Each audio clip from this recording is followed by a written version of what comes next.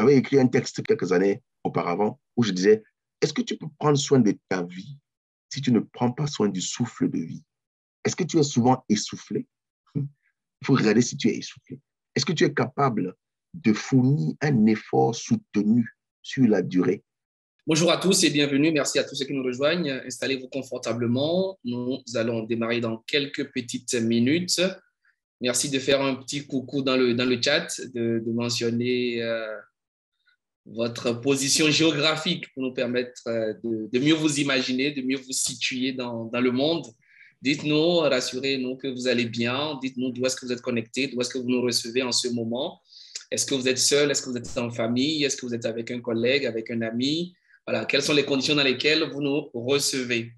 Technique, merci de me confirmer également que nous sommes en direct depuis Facebook et que nous avons également un public de ce côté-là. D'accord? Donc, installez-vous confortablement. N'oubliez pas, ayez une bouteille d'eau à côté de vous, ayez un petit thé, ayez un bloc-notes, ayez un stylo pour prendre note parce que oui, vous le savez, nous allons beaucoup nous enrichir encore de nos échanges du jour et nous allons grandir, nous allons apprendre, nous allons partager, nous allons découvrir toujours pour être le meilleur de nous-mêmes. Et nous serons partis dans de petits instants. Très bien, oui, n'hésitez pas. Dites-nous d'où est-ce que vous êtes connectés, c'est toujours intéressant. D'accord, nous avons Bujumbura, nous avons Lyon, nous avons le Gabon. Le Gabon, c'est où? Vous êtes à Libreville ou dans d'autres villes? C'est bien ça, c'est intéressant. Dakar, naturellement, Bujumbura, ok, très bien. Dakar, ok, super. Oui, bonjour Anita, depuis Lyon, c'est très intéressant de vous avoir. Oui, Fallou, bonjour Fallou, depuis Keur-Massar, très intéressant, c'est super, c'est sympathique. D'accord, nous sommes bien en direct sur Facebook, c'est parfait alors, super. Écoutez, toutes les conditions sont réunies pour cette nouvelle aventure, hein. J'en suis très heureux, nous allons donc pouvoir lancer la machine, nous allons pouvoir lancer la sauce. Depuis Cotonou, bien sûr, d'accord, Guy Roger nous suit depuis Libreville. D'accord, depuis Dakar, la belle ville ensoleillée de la Teranga. D'accord, merci Pamela. Onesphore depuis Bujumbura. D'accord, excellent, c'est super. N'hésitez pas, pour ceux qui sont sur les réseaux sociaux, notamment sur Facebook, vous pouvez partager ce direct qui pourrait enrichir plusieurs personnes, ce serait intéressant. Bien, il est 5 minutes passées après l'heure de démarrage. Nous allons pouvoir lancer la machine. Très heureux de vous avoir aujourd'hui. Pour ceux qui nous rejoignent pour la toute première fois, je suis Gaius Yokossi. J'aime me définir comme Monsieur Baraka, le monsieur qui est conscient, qui est persuadé, qui est convaincu qu'en chacun de vous, il y a une Baraka qui attend d'être révélée, qui est convaincu que chacun de vous est une baraka, que chacun de vous est un miracle divin, que chacun de vous a un potentiel extraordinaire, énorme. Vous n'imaginez pas tout ce dont vous êtes capable. Et ce genre de rendez-vous est un rendez-vous qui nous amène à en prendre conscience et à pouvoir justement développer ce potentiel qui sommeille en nous et à être le meilleur de nous-mêmes. Sur tous nos canaux, dans nos différentes formations, nos créneaux, que ce soit des ateliers, des séminaires, des formations en entreprise, en individuel ou en coaching, nous intervenons sur trois thématiques essentiellement. C'est d'abord la conscience de soi, donc conscience de soi qui permet d'aboutir à la connaissance de soi et c'est le premier élément sur lequel nous nous appesantissons. Ensuite, nous travaillons beaucoup sur le leadership, donc la capacité à se définir un rêve, une vision, un futur, à bâtir sa vie, à construire sa vie. Et enfin, nous accompagnons les professionnels, les particuliers à davantage structurer leur intervention en public. Nous aidons tout professionnel à mieux s'exprimer devant tout type de public. Voilà, et nous aurons aujourd'hui à échanger pendant environ 1 heure et ce sera un bonheur de vous recevoir. Donc, dans un premier temps, je vais interagir avec notre invité spécial que je vais vous présenter dans les minutes qui vont suivre. Et juste après, vous aurez l'occasion de poser vos questions. Mais n'hésitez pas, pendant l'intervention, vous pourrez également me faire part de vos questions. Vous pouvez les laisser dans le chat et je pourrai les lui adresser par la suite. Donc, petite précision, puisque nous sommes sur cette plateforme, il existe 2 canaux pour échanger avec nous. Vous avez le canal, le chat global, où vous pouvez écrire et tout le monde le voit. Et vous avez un autre bouton qui vous permet de poser des questions. Donc, c'est généralement écrit Q&A, donc questions-réponses. Vous avez une possibilité de directement nous adresser des questions qui seront prises en considération. Donc, vous avez deux possibilités de vous adresser à nous, d'accord? Donc, vous faites juste un peu attention, ça permet de distinguer les commentaires, les appréciations, les analyses que vous faites des questions que vous souhaitez réellement adresser aux conférenciers. Voilà. Bien, le thème du jour, il est extrêmement intéressant, extrêmement intéressant. Vivez la débâcle de vos obstacles. Vivez la débâcle de vos obstacles, c'est ce dont nous discutons aujourd'hui. Comment surmonter les obstacles de la vie? Et j'ai l'impression qu'il y a, le conférencier nous enrichira, nous édifiera là-dessus. J'ai l'impression qu'il y a une dimension supérieure à simplement surmonter ces obstacles. C'est vivre la débâcle de ces obstacles. C'est encore plus intéressant. Donc, bien entendu, il s'agira de comment éviter d'abandonner, éviter de baisser les bras, comment éviter de se laisser retenir par une situation qui semble insurmontable. Donc, comment apprendre à ne plus renoncer, comment apprendre à garder la tête toujours relevée et à toujours foncer, à toujours avancer, quel que soit ce qui nous entoure. On dit souvent, n'abandonnez jamais, persévérez, allez-y, bats-toi, mais ce n'est pas toujours évident. Parfois, on a comme l'impression que tout s'écroulait autour de nous. On a comme l'impression que l'objectif, le rêve, l'ambition est inatteignable. Alors, comment faire pour toujours s'en sortir, quelle que soit la dimension, quelle que soit la taille, quelle que soit l'ampleur de l'obstacle? C'est ce dont nous allons parler. Et pour l'évoquer, chers amis, je reçois pour vous aujourd'hui un monsieur pour lequel j'ai énormément de respect, de considération. Ce monsieur est président et chef de la direction de la Motivatech Canada. J'espère qu'il aura quelques minutes pour nous en parler brièvement. La Motivatech Canada, c'est l'empire de la motivation. Il y a de nombreuses années, ce monsieur a mis en place un univers qui permet de motiver, de transporter, de transcender les individus et les organisations. Après ses études de droit, ce monsieur, qui a pour nom Roméo Chouaké, c'est bien de lui qu'il s'agit, il a découvert sa vocation. Et sa vocation est la suivante. Il s'agit pour lui de propulser les gens d'action au niveau supérieur de réalisation. Oui, je vais reprendre cela pour vous. Il s'agit pour Roméo Chouaké de propulser les gens d'action au niveau supérieur de réalisation. Il parcourt donc le monde pour pousser autant que faire se peut les personnes, les organisations à dynamiter leurs difficultés, à dynamiser leurs opportunités, à transformer les défis en profit, à ne plus attendre de renfort, mais plutôt à redoubler d'efforts. C'est excellent, n'est-ce pas? Il a également publié plusieurs ouvrages, plusieurs œuvres, parmi lesquelles Prospecter sans se faire rejeter. Comment transformer vos idées en argent. Déstress ce stress. Et peut-être celui que je préfère mieux, le mental est fondamental, parce que c'est une notion que j'aborde beaucoup. Le mental est fondamental. Je pourrais en dire beaucoup parce qu'il y a énormément à dire sur ce conférencier. Donc, au risque de prendre une trentaine de minutes pour le présenter, je vous laisse le découvrir. Bonjour Roméo et bienvenue. Merci.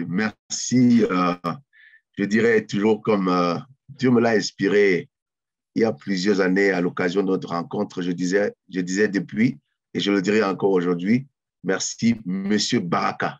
Voilà, merci. Donc on se sent porté par une vague de chance qui accompagne nos efforts lorsqu'on vous écoute, lorsqu'on vous côtoie. Je voudrais souligner le caractère professionnel de la relation qui nous unit et de dire que à cette image, tous les Africains doivent comprendre que les autres se mettent ensemble. Et le seul défaut dont on nous reproche vraiment, ce n'est pas d'être fort, mais c'est parce que chacun d'entre nous aimerait briller et qu'on entende son nom. Et pourtant, nous pouvons faire comme M. Baraka et la Motivatech pour nous mettre ensemble. Voilà, j'imagine que il y a des travaux pour lesquels nous allons être obligés sur certains pays de ne pas faire un doublon, de dire que la Baraka existe déjà et il faut venir recréer la Motivatech alors que nous pouvons travailler comme aujourd'hui. Donc, À tous ceux qui nous regardent, tous ceux qui nous écoutent aujourd'hui, je voudrais dire mais bon dimanche, bénie journée dominicale. La Motivatech, une c'est une centrale de motivation. Tout le monde sait de quoi il s'agit quand on parle de motivation, mais si nous avons passé presque 20 ans aujourd'hui à étudier un seul sujet, vous allez comprendre qu'on est allé en profondeur, en large. En réalité, nous avons pris un mot, motivation, et nous en avons fait toute une entreprise. Donc, comme je le dis, j'avais découvert que la motivation manquait en entreprise et j'ai fait de la motivation ma propre entreprise. Et ce n'est pas ça qui compte aujourd'hui. Je voudrais que, à l'entame de cette conférence, si ma technique marche, que vous puissiez écouter quelque chose qui, ma foi, va dans la direction de ce que nous comptons faire désormais. Donc, j'ai une musique en fond sonore que je vais mettre et je vais faire un voice-off en live et vous allez voir de quoi il est question lorsqu'on parle de la débâcle de vos obstacles. C'est comme une bande-annonce. Donc, donnez-moi votre attention. Je vais le faire maintenant. Et après, on va un peu inverser les choses. C'est-à-dire qu'au lieu que je donne la conférence tout de suite, M. Baraka va sans doute ouvrir les micros pour que les uns et les autres partagent un peu et qu'on voie le feeling d'aujourd'hui. Comme ça, on pourra orienter ce qu'on est en train de dire pour satisfaire vos cibles personnelles, pour personnaliser le message qui a été prévu aujourd'hui. C'est intéressant de venir aujourd'hui et de faire une prédication, de parler de plein de choses, mais j'aimerais que vous écoutiez la bande d'annonce que je vais faire en live. Ce n'est pas écrit. Je vais voir si je suis assez inspiré à l'instant. Et pour vous donner ça, en disant, voilà, la musique va commencer en fond sonore. C'est parti. Vivez la débâcle de vos obstacles. Ici, Roméo Chouaké, votre entraîneur d'excellence de la Motivatech Canada. Si vous voyez mes obstacles, dites-leur que je serai leur miracle. Si vous voyez mes obstacles, dites-leur que bientôt, je vais leur faire un tacle. Si vous rencontrez mes obstacles, dites-leur que bientôt, ce sera le spectacle. Si vous rencontrez mes obstacles, dites-leur que je vais leur faire obstacle. Ici, Roméo Chouaké, votre entraîneur d'excellence. Si vous rencontrez mes obstacles, il faut leur dire que c'est grâce à eux que je verrai mon miracle. Si vous rencontrez mes obstacles, il faut leur dire que bientôt, ça sera la débâcle de mes obstacles. Ici, Roméo Chouaké, votre entraîneur d'excellence. Si vous rencontrez mes obstacles, il faut leur dire que bientôt, ça sera leur débâcle. Et si vous rencontrez mes obstacles, il faut leur dire que bientôt, je leur ferai un tacle. Si vous rencontrez mes obstacles, il faut leur dire que bientôt, ce sera le spectacle. Et si vous rencontrez mes obstacles, dites-leur que l'heure de leur débâcle est proche. Ici, Roméo Chouaké, votre entraîneur d'excellence. Alors, c'est une bonne annonce que on prépare pour proposer ce produit, parce que je me suis rendu compte que vous pouvez avoir des atouts. Vous pouvez avoir même la baraka. Vous pouvez avoir du soutien. Vous pouvez avoir des moyens. Vous pouvez avoir des avantages socio-économiques, politiques. Mais si vous n'avez pas la mentalité de quelqu'un qui s'est passé au travers des obstacles, qui a appris à provoquer la débâcle des obstacles, ce ne sera pas évident. Parce que si vous voyez le parcours de tous les grands hommes, n'allez pas leur demander. Souvent, on vous dira, je suis le plus fort, voilà, comment j'ai procédé, j'ai réussi. Mais allez demander à tous ceux-là qui ont atteint le sommet, demandez-leur, s'il vous plaît, quel a été votre obstacle majeur? Quels ont été les obstacles épouvantables, les montagnes devant lesquelles vous vous étiez dit d'avance, ah, ça encore, c'est sûr que je ne parviendrai pas à arriver au sommet. Quels ont été ces obstacles-là? Et vous verrez que les gens vous diront, les gens vont vous parler de leurs obstacles, vous allez être dépassé. Donc, on parle beaucoup de développement personnel. J'ai fait longtemps, des années à mon âge, 45 ans. Bon, notre époque, j'avais découvert le développement personnel quand j'étais étudiant en Afrique du Sud. Personal development. ça venait des États-Unis, c'était très beau, il y avait de la psychologie dedans, il y avait même la spiritualité, il y avait même la religion et les Écritures, il y avait vraiment tout. Euh, et il y a un jour, on se demande, mais qu'est-ce qui ne va pas? Qu'est-ce qui ne va pas au juste? Parce que ben, j'ai écouté les grands noms, j'ai acheté les grands livres. Euh, je ne veux pas les citer, même si vous voulez, on peut les citer. Pourquoi pas? John Maxwell, Anthony Robbins, Les Brown, Jim Rohn. J'ai écouté tous les Earth Nightingale, j'ai écouté les Napoleon Hill, les livres et les livres. Qu'est-ce qui ne va pas au juste? Alors, ce qui ne va pas au juste, c'est qu'en réalité, j'ai fait semblant des années de ne pas me poser la question de savoir qu'est-ce qui ne va pas au juste. Et ce qui ne va pas au juste, c'est que je n'avais pas compris qu'en réalité, le développement personnel, ça peut être de l'information. Tant que je n'ai pas des objectifs à atteindre et que je n'ai pas la discipline pour me séparer de tout ce qui ne va pas dans la direction de mes objectifs, alors il y a une chose que je dois faire, c'est partir du développement personnel au dépassement personnel. Alors, il faut qu'on enseigne plus du dépassement personnel aux gens. Comme je le dis, le passé est dépassé. Il faut passer au dépassement. Voilà. Parce que si vous ne vous dépassez pas aujourd'hui, c'est vous qui serez dépassé demain. Absolument. Est-ce que vous voulez vous dépasser aujourd'hui? Ou bien vous voulez que vous nous... Voilà, ça va. Bon, écoute, on peut mener une vie une vie sans souffrance. Une vie où il n'y a pas de résistance. Voilà. Il n'y a que quelqu'un qui force l'entrée d'une porte qui rencontre la résistance du portail. Et si la porte ne s'ouvre pas, il peut escalader, n'est-ce pas? Pourvu qu'il cherche à accéder, n'est-ce pas, à cet endroit où il veut aller. Il n'y a que quelqu'un qui a une destination où il va, il n'y a que quelqu'un qui force l'entrée qui va être permis d'entrer. Donc, en ce moment-là, ce n'est pas parce que la situation est difficile, mais c'est parce que je n'ai pas appris à répondre. Je n'ai pas compris comment répondre. Il y a une américaine, je ne sais pas si elle est canadienne, Louise Hay, qui a dit, don't worry, don't try to fix your problems, but try to fix your mind. When you fix your mind is going to fix your problems. Donc, si vous arrangez, si vous dépannez, voilà, si vous dépannez votre mental, lui, va se charger de dépanner vos problèmes. Vous voyez? Donc, en réalité, cette affaire d'obstacle, je vois, quand je regarde les gens se fixer des objectifs, avoir des rêves, je souris, pas par moquerie, parce que je me dis que est-ce qu'il sait, est-ce qu'elle sait que pour une goutte de salive, lorsque tu dis je vais atteindre tel niveau, pour une goutte de salive, il te faudra un seau de sueur. Il faut un seau de sueur pour arriver. Alors que c'est facile, je l'ai dit dans une formation, Dieu n'a mis en nous que des fluides. Vous savez que dans les machines, la graisse et les fluides permettent à la machine de mieux fonctionner. Mais Dieu a mis en nous des fluides incomparables sur la terre. Et tous ces fluides-là sont tirés des éléments de la matière. Le premier fluide, c'est la salive.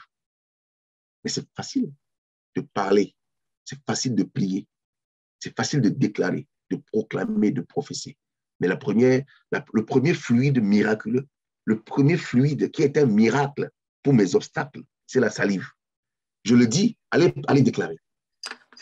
Allez déclarer, allez parler, allez confesser, allez le dire. La salive. Mais lorsque vous aurez fini de déclarer, vous avez fait environ 25% du chemin. Donc, quelqu'un qui se réveille, il prend conscience que je dois arriver en 2022 à tel niveau. Il a pris conscience, il a fait 25% du chemin. Cependant, il y a un deuxième fluide qui doit rentrer en scène, la sueur. La sueur. La sueur. Et j'ai l'impression que la sueur opère à un niveau de mystère supérieur à la salive. Quand vous voyez tous les miracles qui ont été réalisés, qu'on soit musulman pour Moussa ou chrétien pour Moïse, même si Moïse est l'homme qui a parlé avec Dieu dans un foyer ardent, mais il demeure que ce qu'on retient, c'est que Dieu lui a demandé de faire. Il a fait faire. Donc, après toutes les déclarations qu'il a eues avec Dieu, la salive, il fallait qu'il transpire la sueur. Il y a un troisième fluide qui opère à un niveau de mystère supérieur à la salive et à la sueur. Est-ce que quelqu'un peut me dire? Puisque j'avais prévu quand même qu'à l'entrée, à l'entame de la conférence, les gens vont parler, que les Ok, gens disent un d'accord. peu, voilà, que les gens me disent, oh, on est nombreux, hein? Deux ou Ah oui, trois allez, personnes notre peuvent nous encadreur dire, d'excellence nous pose une question. Qu'est-ce que vous en pensez à votre avis? Il parle de trois fluides. Le premier ouais, fluide, c'est donc la celui de la salive, salive, qui permet ouais, de déclarer, qui permet de prévoir, de planifier, objectifs, rêves, ouais, ambitions et tout ça. Le deuxième fluide, voilà, nous sommes sur la transpiration, la oui, sueur, le oui, travail, faire, oui, agir, passer à oui, l'action. Et oui, il y a peut-être un troisième fluide qui va au-dessus de ces deux premiers. Ce serait oui, lequel? Allez-y, faites des oui. propositions dans les commentaires. Voilà. Quelqu'un a écrit dans le commentaire la sécrétion, mais oui, la sueur est une sécrétion cutanée. Bien sûr. Donc, c'est assez vague. Vous voulez nous coincer. Allez-y, Voilà, allez-y, voilà. proposition. Madeleine Sen, je ne sais pas si j'ai bien prononcé votre nom. Oui, Bravo. c'est bien ça, Madeleine Sen. Vous êtes un peu en train de venir me dire que oui, effectivement, euh, le premier fluide, c'est la salive. Et le deuxième fluide, c'est la sueur. Le troisième, c'est les larmes. Les larmes. Excellent. Parce qu'en fait, je demande souvent aux gens, quand quelqu'un me dit que voilà ce que je veux accomplir, je lui dis toujours, est-ce que tu as identifié la douleur qui vient Mm. avec les larmes que tu vas couler pour atteindre ça, pour obtenir ça, pour accomplir ça? Le problème avec les gens, c'est que on est excité par le rêve, mais on ne prend pas en compte la douleur par laquelle on va passer pour atteindre le rêve. Et lorsque la plus petite douleur vient, on est découragé, on est fracassé, on se recule. Parce que l'ennemi, l'ennemi n'est pas M. Baraka, l'ennemi n'est pas le marché, l'ennemi n'est pas l'économie, l'ennemi n'est pas, en anglais on dit ennemi. My enemy is not just what we think about like enemy, but my enemy is enemy. Ennemi, à l'intérieur de moi. Il y a mon Yeah. ennemi à l'intérieur de moi, puisque habituellement, vous, écoutez, sur le plan mental, il y a un Égyptien qui a fait un travail fou, incroyable. Il dit que, écoute, si tu observes bien, tu es toujours en conversation avec quelqu'un. Il y a une personne avec qui tu parles plus que tout le monde, même plus que Dieu. Donc, tu parles avec toi-même toujours. Ouais. Voilà. Tu parles avec toi-même comme l'homme qui est dans le miroir, à qui tu dis, allons-y, et lui dit, n'allons pas. À qui Mm. tu dis, je peux, lui dit, je ne peux pas. À qui tu dis, c'est possible, il dit, c'est impossible. À qui tu dis, je vais gérer cette douleur, il dit, non, ça va te dépasser. Mais il y a une conversation comme ça, toujours. Mais il demande entre toi et la personne dans le miroir, qui est encore toi, l'autre facette de toi. C'est toi et toi-même. C'est pour cette raison qu'il est dit que lorsque deux personnes vont se mettre ensemble, je viendrai. Deux ou trois personnes. Deux ou trois personnes, c'est ta pensée, c'est ta volonté donc, et ton désir d'action. Lorsque les trois sont alignés, et Dieu va être présent avec toi. Et quand on parle de Dieu sans être immoral, c'est que Dieu, en ce moment-là, c'est un principe dynamique, c'est une force motrice qui vient accompagner cette personne-là, une énergie supérieure. Mais je reviens à notre affaire de, de, de Le fluide. fluide. Je vous dis que si vous rencontrez quelqu'un qui a fait la physique, il va vous parler de la mécanique des fluides.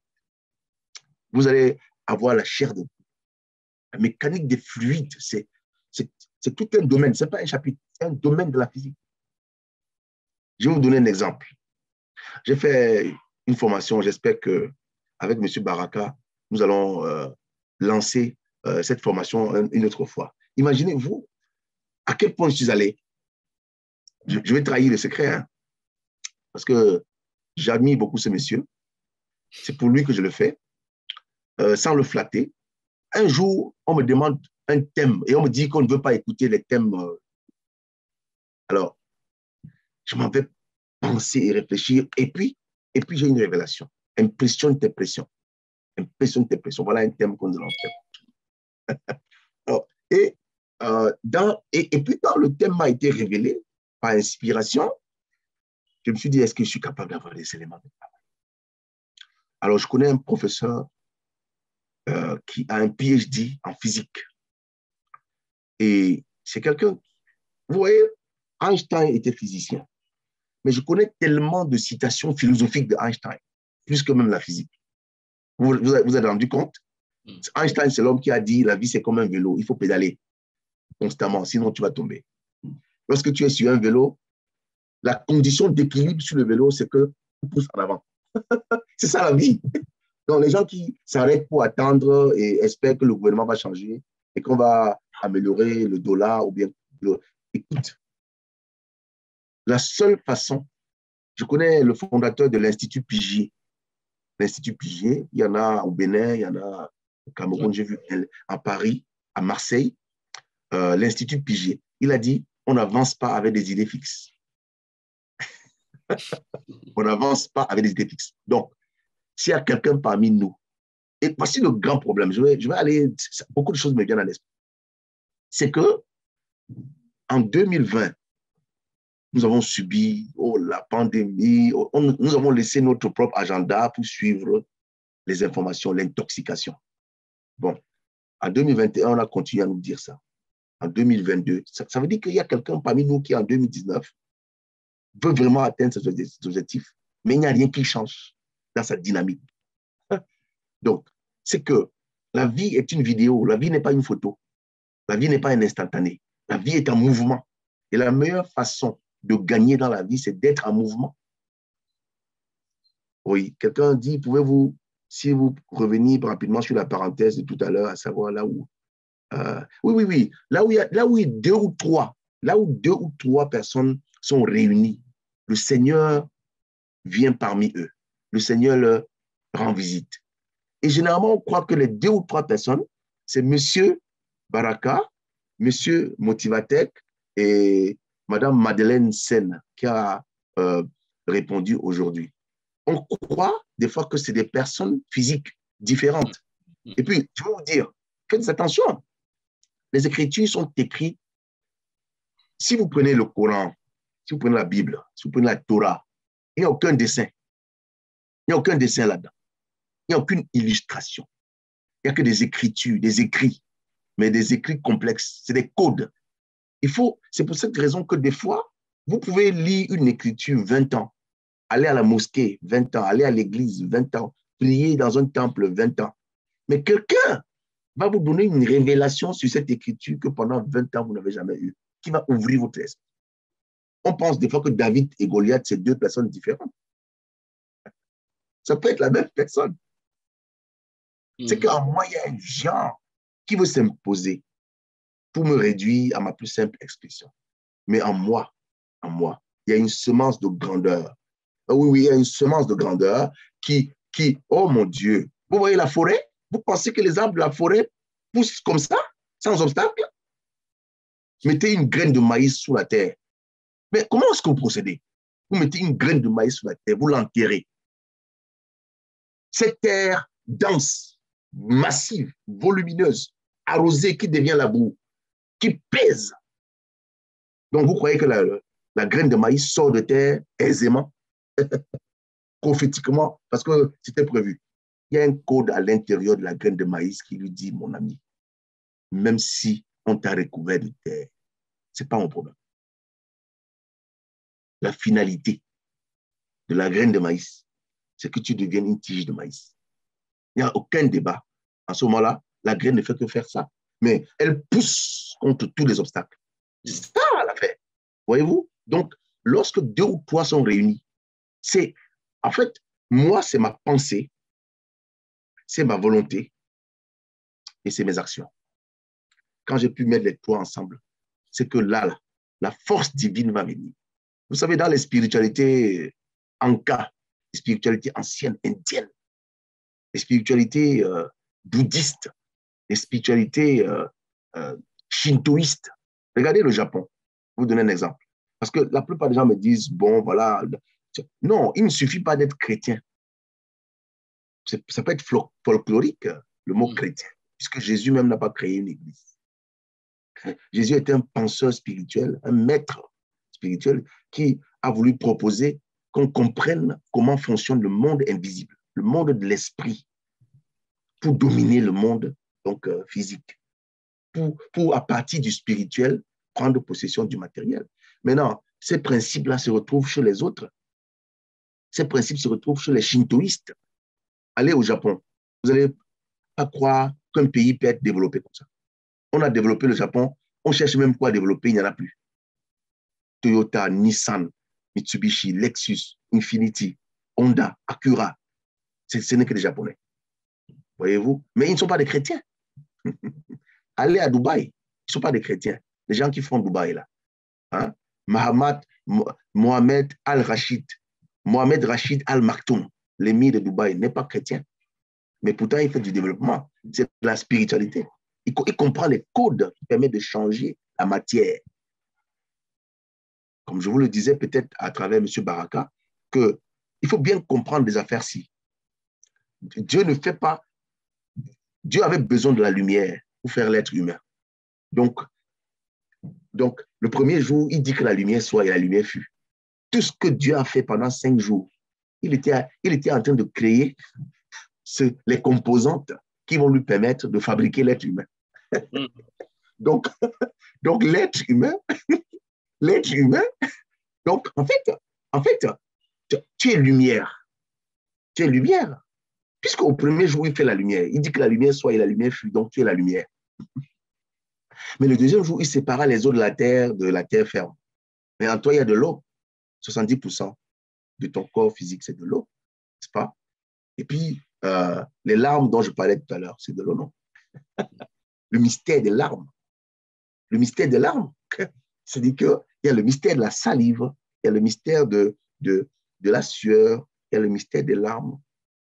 Et positivement comme négativement, faites attention si quelqu'un pleure contre vous. Mais si quelqu'un pleure pour vous, ça arrive. Ça arrive. Imaginez une personne qui vous aime et qui pleure des larmes pour dire, mon Dieu, il faut bénir cet enfant. Il a mis du temps, il se bat. Je pense que le moment n'est pas loin. Et les gens versent des larmes. Il y a des larmes de joie. Tout ça, c'est des mystères qu'on n'a pas interprétés. Donc, en réalité, il y a des codes.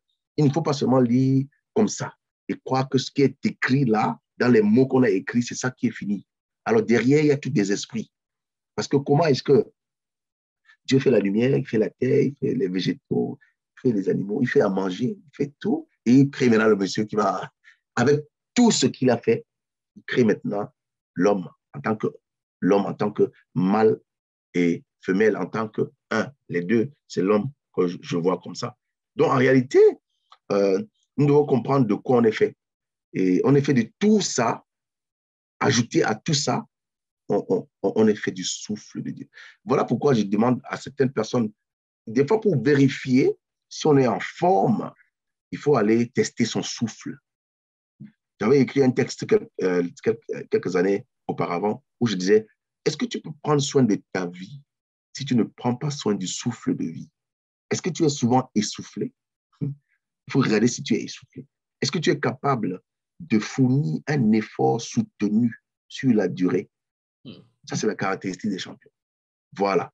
Parce que beaucoup de gens, tout le monde fournit des efforts, mais ce sont des efforts discontinus.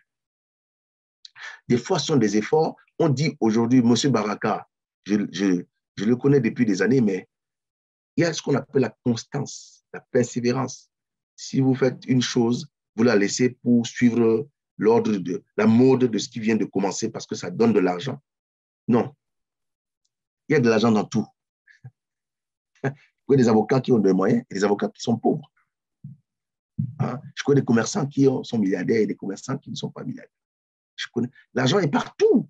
Ce n'est pas l'argent. Comme je le dis, désormais, je travaille beaucoup sur une thématique. Il y a une société ici au Canada, à Toronto, qui m'avait demandé de venir parler à ses distributeurs. J'ai mis du temps et je dis, mais écoute, on va même parler de quoi? Je dis, mesdames et messieurs, je voudrais vous demander quelque chose. Ce que je veux vous demander, c'est ce qui suit. Si je vous demandais la différence entre l'argent et les finances, que direz-vous? J'ai remarqué que les gens de ce monde cherchent de l'argent. Et pourtant, les grands de ce monde cherchent d'abord à comprendre comment fonctionne la finance. Je pense que la finance est en amont et l'argent est en aval. Voyez-vous? Donc, si tu cherches l'argent, tu n'en trouves pas. Si tu comprends la finance, cette compréhension-là te fait lever des mystères sur l'argent.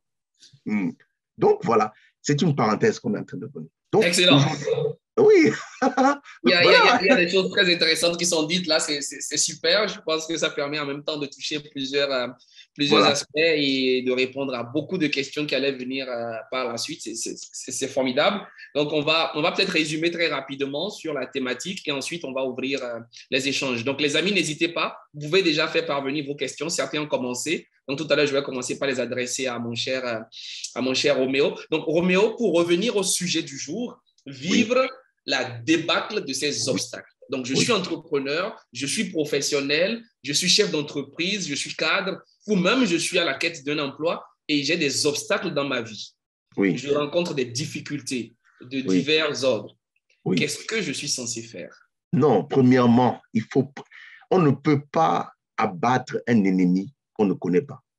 Très Parce que bien. lorsqu'on dit obstacle, mes obstacles sont différents des vôtres. Je dois m'asseoir, prendre un cahier et identifier quels sont mes obstacles. Mais il faut savoir que si je manque de l'argent, ce n'est pas un obstacle. L'obstacle est ailleurs. Je dois trouver la raison qui m'empêche d'être présentement en manque d'argent. Ce n'est pas le manque d'argent. Le manque d'argent est un symptôme et la maladie est ailleurs. Je veux que les gens sachent ça. D'accord. Bon, maintenant, si je prends un prototype, un portrait robot, Mm. prenons des portraits robots, un Mm. entrepreneur. Mais vous devez savoir, monsieur, que l'obstacle majeur d'un entrepreneur, ce n'est pas souvent le manque d'argent, de capital pour développer son affaire. C'est l'incompréhension même. Vous savez ce qu'on appelle, oh là là, vous connaissez ce qu'on appelle les pannes de fonctionnement qui sont dues à des vices de création. J'ai dit, quelqu'un a une entreprise à Abidjan et c'est dur, le loyer, c'est compliqué, tout le temps, il dit c'est compliqué. Mais s'il fait venir un consultant ordinaire, le consultant va faire sa comptabilité. Vous savez comment ça se passe? Mm. Non, non, là, on est en train de travailler sur des symptômes. Non, il faut dire au monsieur, écoute, ne va pas au travail aujourd'hui, demain, après-demain. On reste 3 jours avec toi. C'est quoi le problème? Qu'est-ce qui ne va pas au juste? Tu poses la question là. C'est quoi le problème? Bien. Lorsque nous sommes dans le fonctionnement, on regarde les pannes de fonctionnement de ton entreprise. Il y a un corollaire. Ce que nous voyons ici, ce n'est pas ça qui est vraiment. Ce qui est vraiment est ailleurs. On doit le rechercher. Et je vais le dire maintenant. Je connais quelqu'un qui m'a dit, monsieur, je vous ai écouté, c'est formidable, je suis dans tel pays. Allez, je suis en train de chercher un bureau, il faut que la motivateur soit ici. J'ai commencé à rire. Et il me dit, mais vous riez pourquoi? Et je lui dis, ah bon, c'est comme ça que vous créez une entreprise, en cherchant des bureaux. Mon ami, nous allons nous heurter à des obstacles, nous allons croire que l'entreprise ne fonctionne pas parce qu'on n'a pas créé comme Dieu. Regardez comment Dieu crée, n'est-ce pas? Vous allez interroger 100 entrepreneurs, vous allez voir que presque les 100 n'ont pas créé comme Dieu crée. Donc, de quoi a besoin? Écoutez, le métier d'un chef d'entreprise, là où le chef d'entreprise peut trouver ses plus grands obstacles, c'est lorsqu'il ne se pose pas deux questions. Qui est mon client et avec qui je vais travailler? Là, on ne parle pas d'argent. Dieu a mis tout en place. C'était pour un client, Adam et Ève. Tout ce décor planté, si tu lis les premiers textes de l'Écriture, tous les dérangements que Dieu s'est donnés, c'était pour le client. Donc, je ne cherche pas d'abord des bureaux. Je n'ouvre pas d'abord des comptes bancaires. Je veux des clients. Pourquoi? Parce que le client me permet de valider ce que je propose. Quand vous prenez Windows aujourd'hui, mais Windows est la version améliorée que les clients ont permis à l'entreprise Microsoft d'améliorer. Donc, les premières versions de Windows étaient de n'importe quoi. Mais il a fallu présenter cette version au marché pour que le marché critique et qu'on revienne. Les retours du consommateur ont permis d'améliorer le produit, d'amélioration en amélioration. On a la version la plus à jour aujourd'hui. Donc, l'obstacle qui se présente à un chef d'entreprise d'une façon prototype, c'est que est-ce que j'ai des clients? Et est-ce que j'ai une équipe? Si j'ai une équipe, comment est-ce que je trouve l'équipe? Et comment est-ce que je fais pour avoir des clients? Parce que si j'ai des clients et si j'ai une équipe pour servir les clients, c'est sûr que quelque chose va se fonctionner. On va dépanner les pannes de fonctionnement qu'il y a dans l'entreprise. Mais tout ça provient des vices de création. Pourquoi? Si j'ai créé mon entreprise parce que je voulais payer un loyer à la fin du mois, si j'ai créé mon entreprise parce que je voulais bâtir une maison pour moi et ma famille, si j'ai créé, les motifs qui m'ont amené à créer mon entreprise ont des fois que nous ratons le processus de création de l'entreprise. Et c'est ça des fois là où se trouve l'obstacle le plus incroyable. Mais maintenant, ça, ce sont des domaines objectifs. Quand on revient sur le plan subjectif, bon, ça dépend des gens. La psychologie générale démontre que nos plus grands obstacles sont des obstacles qui sont liés à notre mental, voyez-vous? C'est-à-dire que ce n'est pas la nuit qui fait peur, mais c'est l'idée que j'ai de la nuit qui me fait peur et qui m'empêche de sortir. Donc, la peur, le doute, le manque de confiance en soi, le manque de clarté des objectifs, n'est-ce pas? Et le manque de motivation. La motivation M qui est basée sur la définition de son rêve et la raison pour laquelle je veux le faire, et ainsi de suite. Tous ces éléments-là sont des obstacles. Maintenant, ce sont des obstacles qui sont à l'intérieur de moi, sur lesquels, si je ne travaille pas, pour être certain que, quel que soit le tremblement de terre, moi, je serai inébranlable, quel que soit ce qui va arriver. On le dit comme ça et c'est très difficile d'assumer, mais il faut aller travailler sur qu'est-ce qui me fait peur. Est-ce que j'ai encore peur? Parce que la peur entraîne une action. Qu'est-ce qui fait que je n'ai pas la foi en moi? Qu'est-ce qui fait que je manque de confiance en moi? Qu'est-ce qui fait que je n'aime pas prendre le risque? Pourquoi est-ce que je suis timide, tiède? Pourquoi est-ce que je n'ai pas le courage de mes ambitions? Ainsi de suite. Ce sont ce type d'obstacles-là sur lesquels, quand on est en conférence, on peut travailler dessus. Et chaque personne va... premièrement, on définit les obstacles. Et deuxièmement, on voit leur débâcle. Leur débâcle, voilà, oui, leur débâcle, c'est qu'on va donner aux gens des outils pour forcer la porte, comme je disais. Oui, mais où est-ce que tu fais la différence entre ces éléments à traiter et la personnalité? Parce que certaines personnes ont tendance à penser que c'est elle. Je suis timide, je suis comme ça. L'autre, il est peut-être, Roméo, lui, il est beaucoup plus engagé, il est peut-être plus ouvert, il est plus avenant, voilà, il passe plus à l'action. Moi, je suis très réservé, je suis calme, je suis introverti. Voilà, les gens vont se dire que c'est négatif. Si tu as faim continuellement, ce n'est pas parce que tu ne peux pas trouver à manger. Mais si tu avais vraiment faim, tu vas trouver à manger. Tu vois, si tu avais vraiment faim et qu'on avait fermé tous les restaurants et qu'on avait fermé toutes les maisons, tu vas quand même trouver même des patates à croquer parce que tu as faim. Parce que quand tu as faim, tout ce que tu as en tête, toutes tes énergies convergent vers mettre fin à la faim. Personne d'entre nous n'est né comme ça. Nelson Mandela n'était même pas un homme qui voulait le compromis. Nelson Mandela était un guerrier. Il voulait en découdre même physiquement avec les gens. Voilà pourquoi on l'a incarcéré. Il est devenu. Nous sommes des êtres qui doivent s'améliorer pour devenir en réalité. Parce que lorsque j'arrive, je vous donne un exemple, sur un terrain où je pense que j'ai besoin d'un emploi, que moult de recherches après, je n'ai pas d'emploi. Je peux commencer à faire quelque chose à mon propre compte. Et si je suis forcé de faire quelque chose à mon propre compte, c'est que ce que je dois faire à mon propre compte va me pousser à trouver ce qu'on appelle la force de caractère. La force de caractère, c'est dans la personnalité, comme vous le dites. Sauf que si M. Baraka, son papa, lui a créé l'entreprise Baraka, a mis une voiture à sa disposition avec un chauffeur, où est-ce que le monsieur ira trouver la force de caractère pour, par exemple, si son papa a créé Baraka pour lui, ça veut dire que son papa lui dit, va voir mon ami monsieur Abdoulaye Dieng à Dakar, qui est ministre de l'économie. Il va là-bas et on lui donne un marché. Voilà. Mais si monsieur Baraka n'a pas son papa qui a créé cette entreprise pour lui, ça ne veut pas dire qu'il n'était pas un homme timide. Ça veut dire que maintenant, quand il reste, il s'est dit, je fais comment? Comment je fais pour trouver mes conditions d'équilibre dans la société où je me trouve. Alors, je vais vers les gens. Je vais vers les gens parce que je suis obligé de me dépasser. C'est là où le dépassement personnel vient. Le dépassement personnel, c'est, comme je le dis, que la réussite provient de la différence entre ce qui se passe et comment je me dépasse. La réussite provient de la différence entre... Voilà, c'est pour cela que tout le monde ne réussit pas.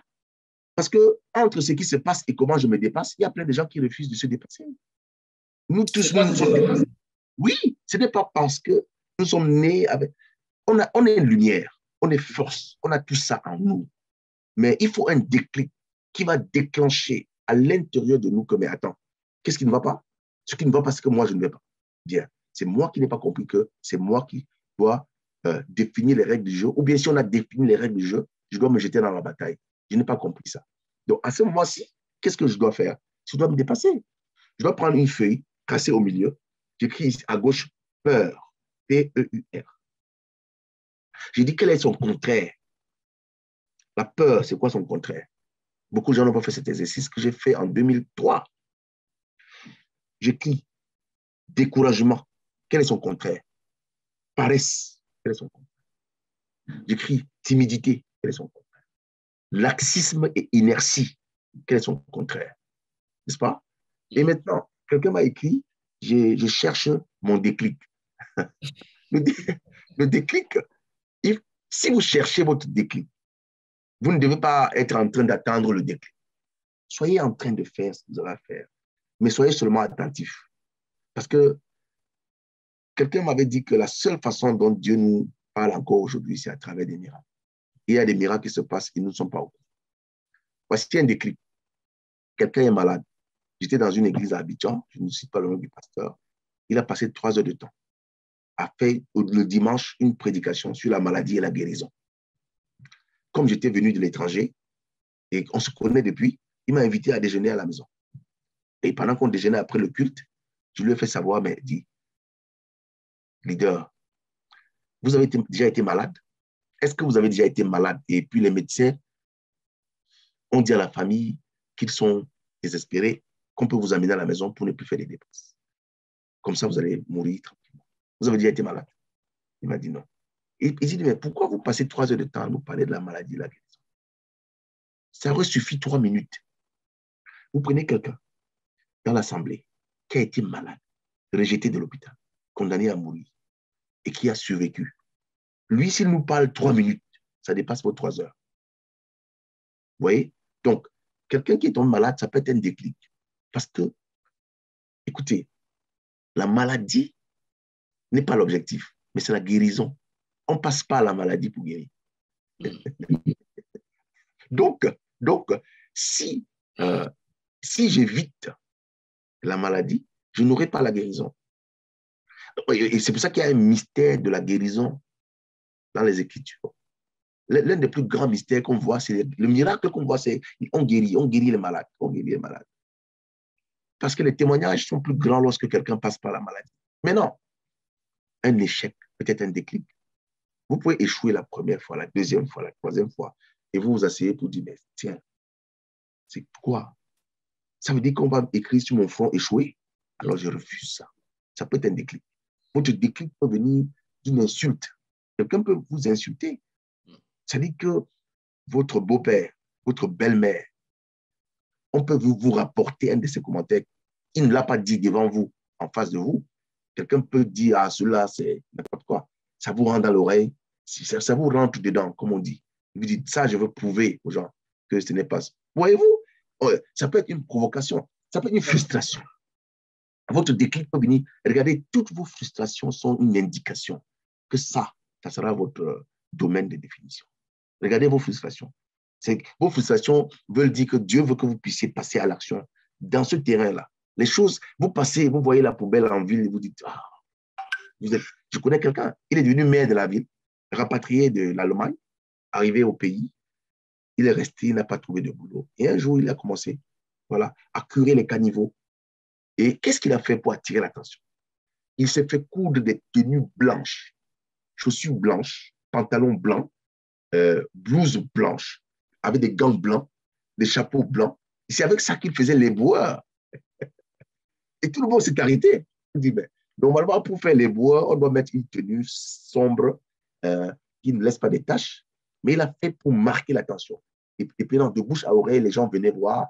Mais non seulement les gens venaient voir, qui venaient avec une pelle, avec une brouette, les gens venaient l'aider, l'assister. Le jour où ce monsieur, les gens lui ont dit, pour les élections municipales, si vous ne vous présentez pas, on va vous en vouloir. Il s'est présenté, il est devenu le maire de la ville. Voyez-vous? Donc, les déclics que vous cherchez, si vous voyez 100 personnes, ils ont 100 déclics différents. Ça peut être une séparation, une déception amoureuse. Voilà. Les gens ne parlent pas assez, mais les déceptions amoureuses sont des chocs, n'est-ce pas, qui réveillent des fois la personne qui a été déçue. Donc, vous êtes à la recherche mais vous voyez, dans réveil, il y a éveil. Si vous voulez, vous attendez qu'un événement vous réveille, qu'un déclic vous réveille. Ou bien, si vous voulez, vous décidez vous-même de vous éveiller. On ne s'éveille pas à la méditation, on ne s'éveille pas à la prise de conscience, on ne s'éveille pas à une décision, on ne s'éveille pas le questionnement permanent. Socrate disait, la meilleure réponse, c'est la question que tu te poses. Est-ce que tu te poses, tu veux des réponses? Oui. Est-ce que tu t'es posé des vraies questions? Très bien, très bien. Voilà. On va commencer par prendre quelques questions. Il y a des choses intéressantes qui sont partagées. C'est super. Et oui, pour aller dans le sens justement du déclic, je suis entièrement d'accord. Hein. Le déclic passe par ce moment de prise de conscience. Le déclic passe par cette remise en question. Et beaucoup de personnes traversent la vie sans jamais s'asseoir, sans jamais se mettre, sans jamais se poser des questions. Et pour moi, les questions sont des formidables réponses. D'ailleurs, dans mon livre, le premier chapitre, c'est le déclic, la puissance du déclic. Rien ne peut se passer quand il n'y a pas ce déclic-là. Et le déclic n'arrive pas quand une personne ne se met pas en situation de réfléchir, de se poser les bonnes questions et de faire une petite évaluation. C'est-à-dire qu'on vit des situations et puis on a tendance à les accepter. C'est de la résignation, on se couche. Mais à partir du moment où on se pose des questions, on s'analyse, mais pourquoi je ne peux pas me l'offrir? Pourquoi je ne peux pas aller dans cet endroit? Pourquoi je ne peux pas faire ci? Est-ce que je suis fier de moi? Est-ce que je suis satisfait de ma vie? Est-ce que j'aime ce que je vis? Est-ce que j'aime ce que je traverse? Est-ce que je suis au niveau où je devais être en fonction de tous ces éléments qui m'entourent? Une analyse, une introspection. Et quand on laisse la voix intérieure s'exprimer, tout le monde sait s'il est à sa place ou pas. Donc, par rapport à vos relations avec votre manager, votre supérieur, votre conjoint, ce que vous pouvez offrir à vos enfants, votre épanouissement personnel, vous pouvez toujours savoir si vous êtes à la place ou pas. Donc, après, c'est vous qui acceptez de vous coucher ou alors de comprendre que vous êtes emmené à faire plus parce que vous méritez plus, parce que vous valez plus. Donc, le déclic, il est toujours autour de nous, dans nos frustrations, dans nos déceptions, dans nos échanges. Voilà, on peut se poser des questions. On peut être frustré un jour en raison de là où on habite, en raison de la qualité de sa voiture, en raison de ce qu'on peut offrir à ses enfants, de l'école de ses enfants, en raison de ce qu'on peut offrir à sa femme, à son mari, à ses parents, etc. Donc, la frustration, elle est un élément fondamental qui déclenche. Quand vous allez au restaurant, est-ce que vous pouvez prendre la carte et commander ce que vous voulez? Sinon, il y a un problème. C'est déjà un déclic là. Si vous allez dans une boutique, est-ce que vous choisissez l'article avant le prix ou est-ce que vous regardez le prix avant l'article? Ça aussi, c'est un élément de déclic. Si vous voulez faire un cadeau à votre mère, est-ce que vous lui offrez ce que vous voulez ou vous offrez d'abord en fonction de vos réalités? Ça aussi, c'est un déclic. Est-ce qu'aujourd'hui, vous pouvez aller là où vous voulez? Ça aussi, c'est un déclic. Donc, il y a plusieurs éléments qui, autour de nous, constituent des déclics au quotidien. Au quotidien. Quand vous allez dans la rue et que vous voyez un enfant, et cet enfant, il vous crée de la peine en raison de sa situation. Vous voulez faire quelque chose. Est-ce que vous pouvez le faire? Non. Pourquoi? Parce qu'il y a peut-être quelque chose qui vous manque en raison de votre situation. Donc, les déclics, ils sont permanents. À nous, justement, de nous arrêter et de les saisir pour y répondre. Autrement, c'est de la victimisation. Autrement, c'est qu'on ne veut pas s'écouter soi-même. Voilà, entièrement d'accord. Super. On va commencer donc par prendre quelques questions. J'en ai certaines qui sont arrivées déjà et j'imagine que les autres vont continuer par poser les leurs. Donc, première question.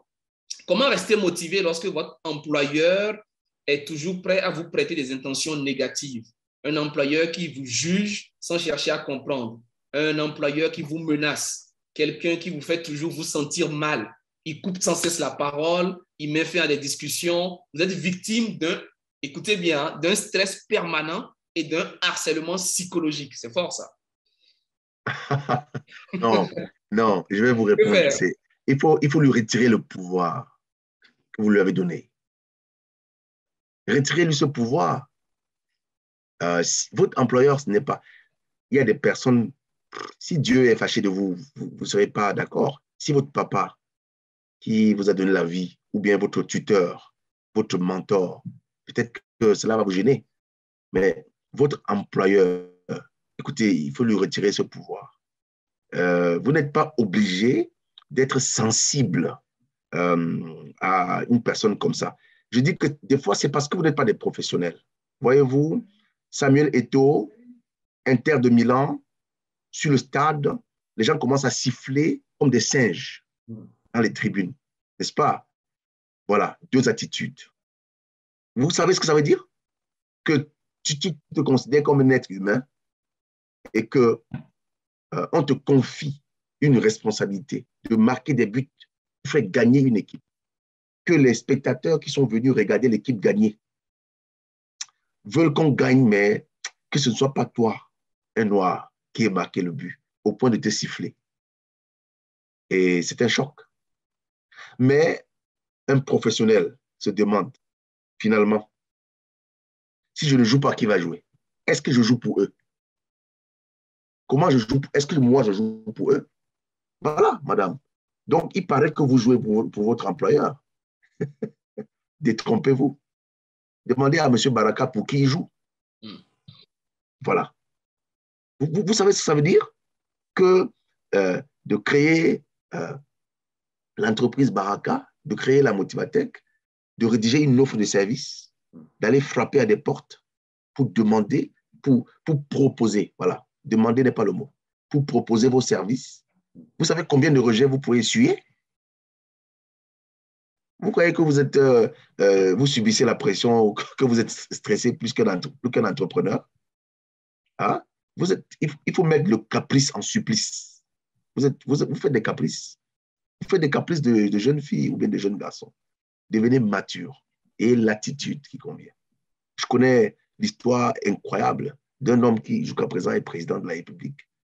Même si je ne soutiens pas qu'un président demeure aussi longtemps au pouvoir.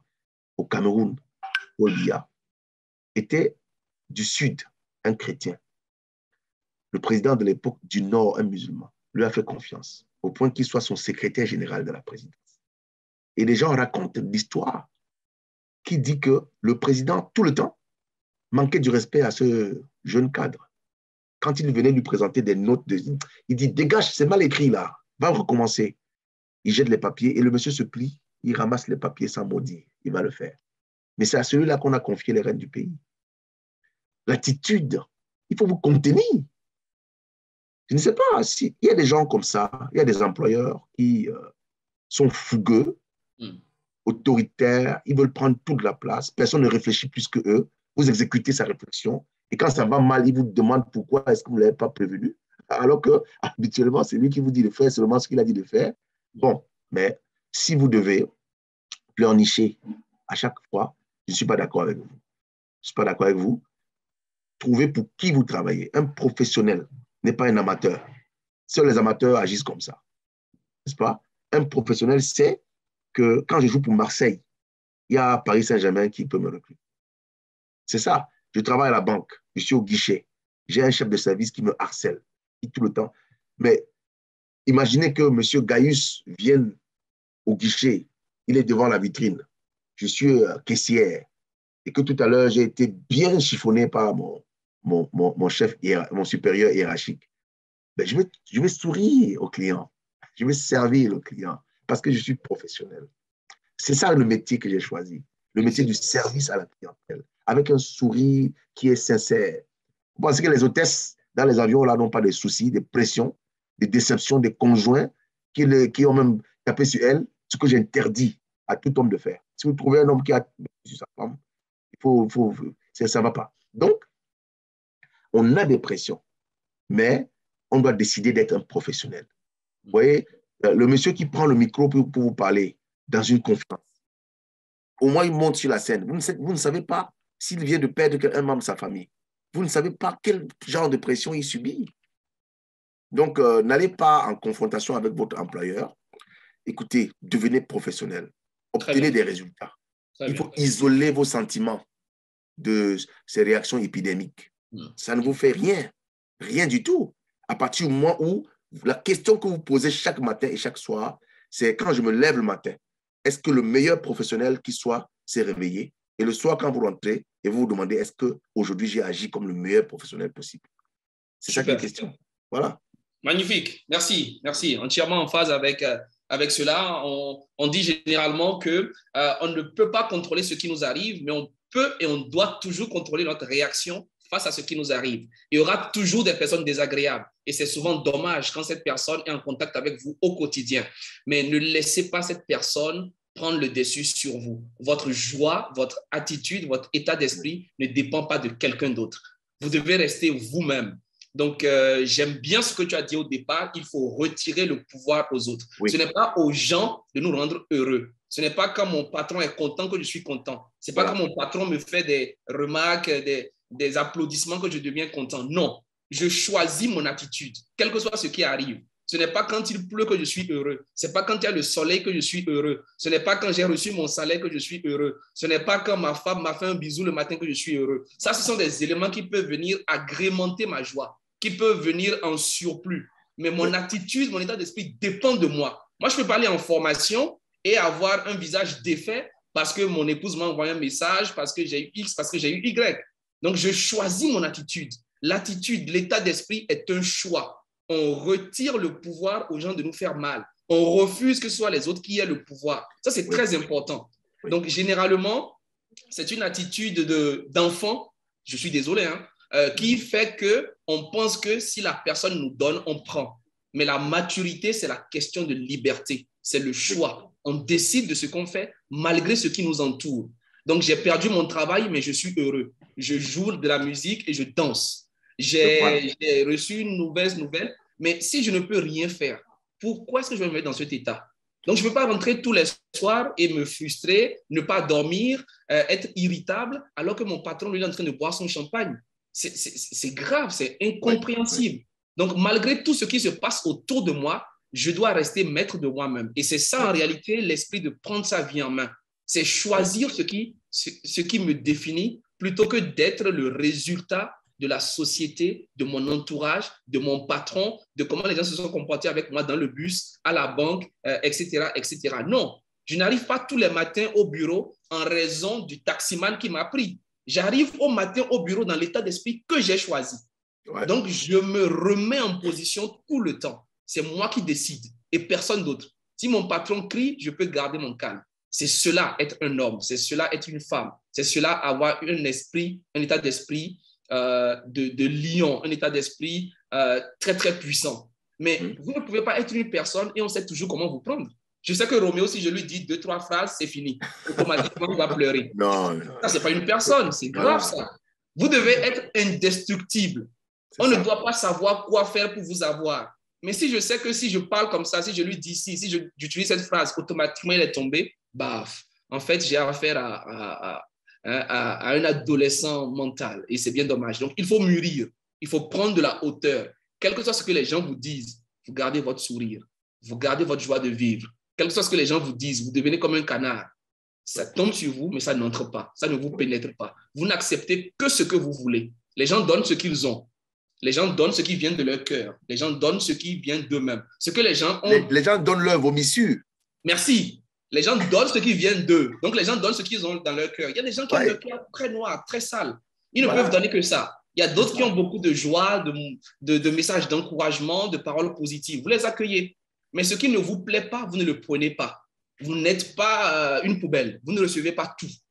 Donc, si on dit des choses qui vous intéressent, vous les gardez. Si on dit des choses que vous n'aimez pas, vous laissez tomber. Monsieur Baraka, j'étais dans un pays d'Afrique de l'Ouest. Je commence la conférence et je dis aux gens, écoutez, quelle est votre chanson préférée? Je vais commencer par là. Ils m'ont donné la chanson, j'ai mis la chanson.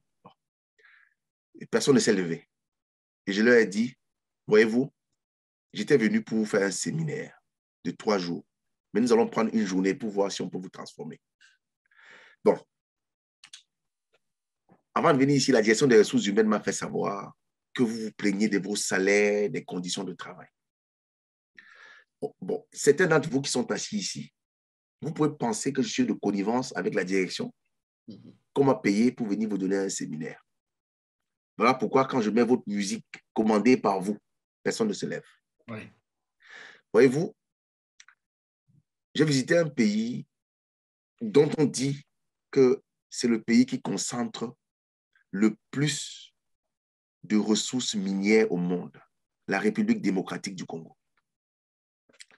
Et quand je suis allé, j'ai vu des endroits aussi pauvres dans cet endroit, dans ce pays, que si un Congolais m'écoute, il me pardonne. J'ai vu des endroits où vous vous demandez, mais ah bon, est-ce que c'est ça au XXIe siècle? Mais, ces gens tiennent comment? Ils ont tourné la misère en dérision. Ils ont tourné la misère en dérision. C'est-à-dire que c'est le peuple le plus propice à chanter, à louanger, voyez-vous, à ne pas laisser que la situation que tu traverses détermine ta direction. Excellent, il faut répéter ça. Oui, parce que la situation que tu traverses, si tu la laisses déterminer ta direction, tu vas te retrouver à une destination qui n'est pas celle-là où tu étais censé aller. Mais il faut savoir qu'il y a toujours une destination qui correspond à ta situation. Toujours. Maintenant, tu peux t'égarer si tu choisis une mauvaise direction. Tu n'arriveras pas à cette destination. Et pourtant, il y avait toujours une destination préfixée avant ta situation. Je dis souvent aux gens que la raison d'être des problèmes, c'est que la solution existe. Écoutez, partout où vous allez voir un problème, c'est que le problème n'est pas posé avant que la solution soit trouvée. Dieu crée d'abord la solution et ensuite il pose le problème. Et il te demande de trouver la solution. Mais toi, tu te fâches, toi, tu t'embêtes, ou toi, si votre employeur est comme ça, peut-être que vous devez changer. Ne le changez pas, changez-vous. Peut-être c'est la solution qui existe avant ce problème. Bien sûr. Dieu envoie votre employeur pour vous tester tous les jours, pour vous titiller tous les jours. Mais la solution, c'est quoi? Mais changez tout simplement et retrouvez le sourire. Sachez qu'il est comme ça. Et une fois que vous êtes confronté à lui, s'il vous a fait du n'importe quoi, quand vous retournez dans votre bureau et puis vous chansonnez, vous fredonnez un petit bout et vous retrouvez la niaque, la pêche. Je dis toujours, les gens de ce monde prennent soin de tout plus que de leur mental.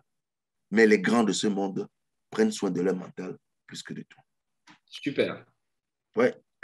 Powerful, powerful, powerful, powerful. Merci. Donc, oui, devenez une meilleure personne et après, vous verrez que vous serez la personne qui va aider d'ailleurs votre patron. Parce que généralement, ceux qui se comportent comme ça, c'est des gens qui ont beaucoup de soucis. Donc, ils ont besoin même de notre aide, de notre soutien. Ce n'est pas pour rien qu'ils se comportent comme ça. Personne n'est mauvais en le choisissant. Personne ne naît sorcier ou quoi que ce soit. Les gens ont des soucis et c'est leur manière à eux de le transmettre. Les gens ont des complexes et ils le transmettent de cette manière-là. Donc, si vous réussissez à dépasser cela, vous serez plus en mesure de conseiller des livres, des formations, de sourire et d'aller dans le bureau de votre patron quand tout le monde le fuit et de lui dire vraiment, voilà, voilà, voilà. Vous deviendrez son meilleur ami, vous deviendrez son conseiller, vous deviendrez son coach. Vous serez la personne qui va lui faire ouvrir les yeux sur certaines choses. Donc, comme il le disait, parfois, c'est la solution qui est là et on pense que c'est le problème. C'est très bien vu. Alors, très rapidement, il y a tellement de questions. Comment avoir une grande confiance en soi si les blessures intérieures ne sont pas totalement soignées? Ouais, mais écoutez, les gens parlent de confiance en soi, mais la confiance en soi, si ça devait être un résultat, si ça devait être le rendement, le rendu, hein, en fait, ce qu'on cherche à obtenir, ça veut dire qu'on passe par autre chose pour obtenir la confiance en soi. On passe par quoi? La personnalité est comme un édifice où la confiance en soi est peut-être le 4e étage. Très bien. Mais avant, il y a au fond de la fondation l'amour de soi. Mais laissez-moi tout ça là. L'amour de soi, lorsque vous cultivez de la haine pour des gens qui vous ont détesté, c'est parce que vous ne vous aimez pas. Le Seigneur a dit, aime ton prochain comme toi-même. Les gens n'ont pas compris. Ça dit ceci. Si tu ne t'aimes pas d'un amour débordant jusqu'à se déverser, tu ne vas pas aimer ton prochain. On ne peut pas donner ce qu'on n'a pas. On ne peut pas donner tu ne peux pas donner ce que tu n'as pas là. Hein? Les gens, on a vu aux États-Unis que le défaut d'amour a été à l'origine de beaucoup de destins brisés. Les criminels qui sont en prison et témoignent que c'est parce qu'il n'y a pas eu de l'amour. Ils n'ont pas compris même qu'ils devaient s'aimer. Voyez-vous, donc, au fond, la fondation, c'est l'amour de soi. Lorsque vous avez une idée de l'amour de vous, c'est un amour inconditionnel. Hein. Je vais vous dire quelque chose. Tu payes la salle de sport. Je vais commencer le sport le 1er mars. Tu payes. Mais le 1er mars, tu arrives à la maison en retard. Il y a des interférences qui font que tu dis, oh, je vais aller demain. Mais tu te retrouves le 15 mars que tu n'es pas allé au sport. Quelqu'un qui n'a pas une bonne compréhension de comment les choses là se passent. Paul a dit, mon Dieu, pourquoi c'est ce que je ne veux pas faire que je le fais? Et ce que je dois faire, je ne le fais pas. Maintenant, voilà ce qu'il faut faire. Il faut se lever un matin et dire que je me pardonne. Je crois que l'un des struggles, c'est quoi?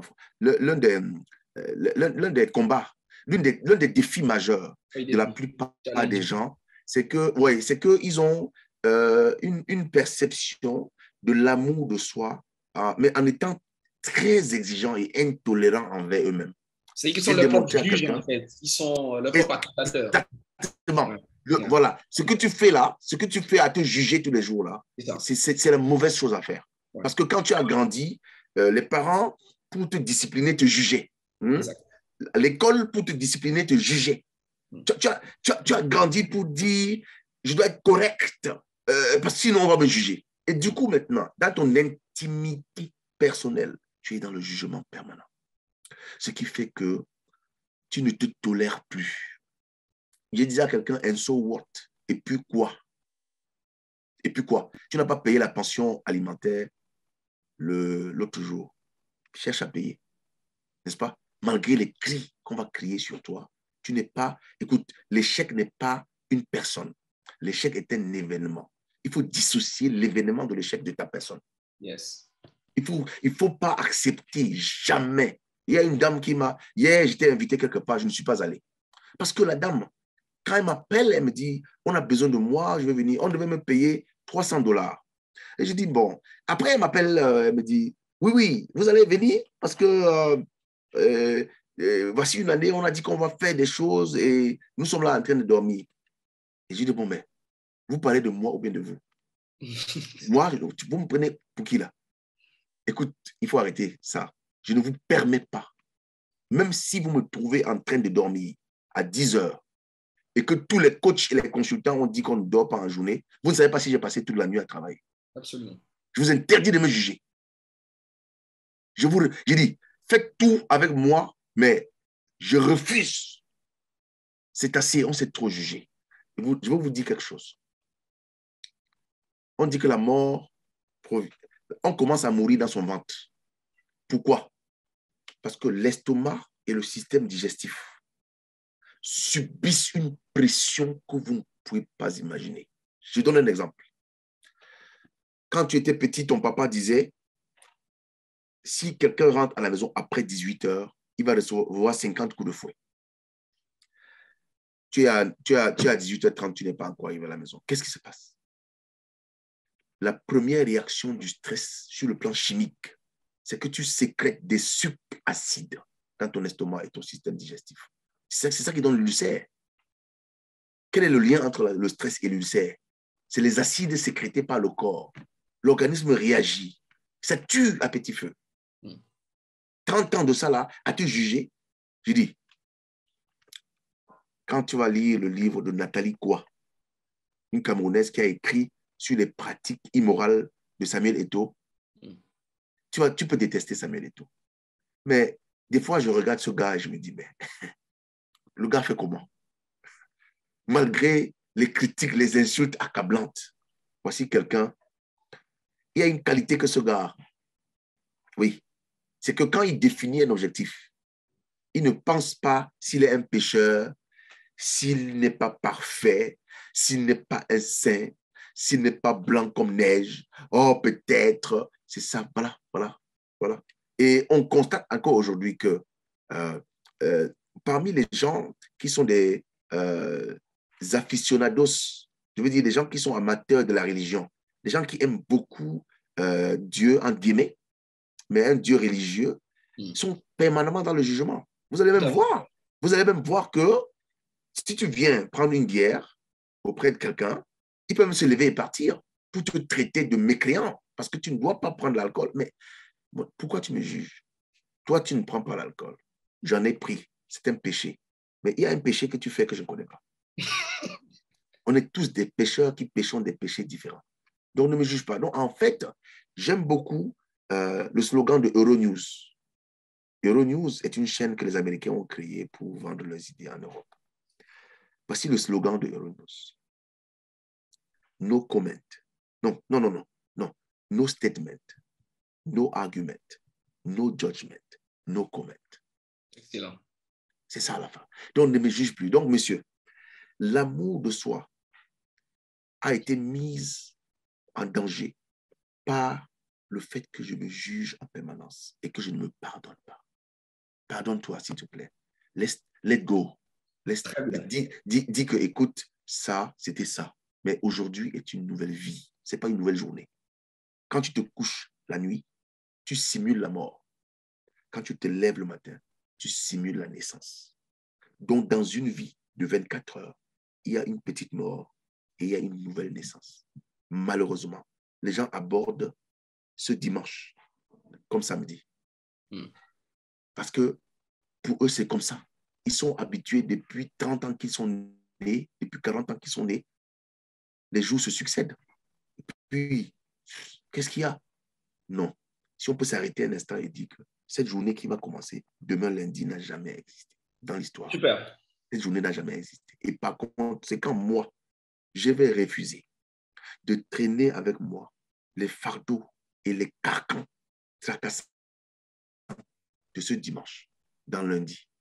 Je vais dénoncer et je vais renoncer à tous ces fardeaux, n'est-ce pas, qui pèsent dans ma tête. Je vais me pardonner. Je vais pardonner aux autres.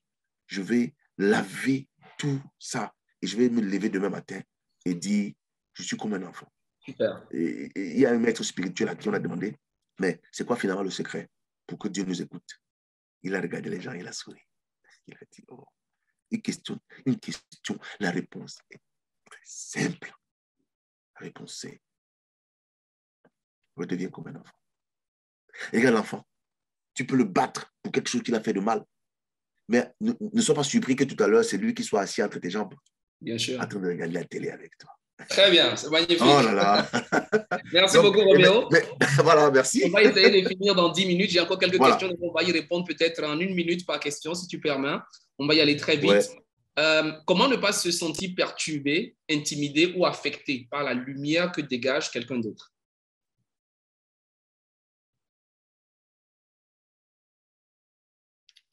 Alors, je ne sais pas s'il m'entend toujours. J'ai encore quelques questions.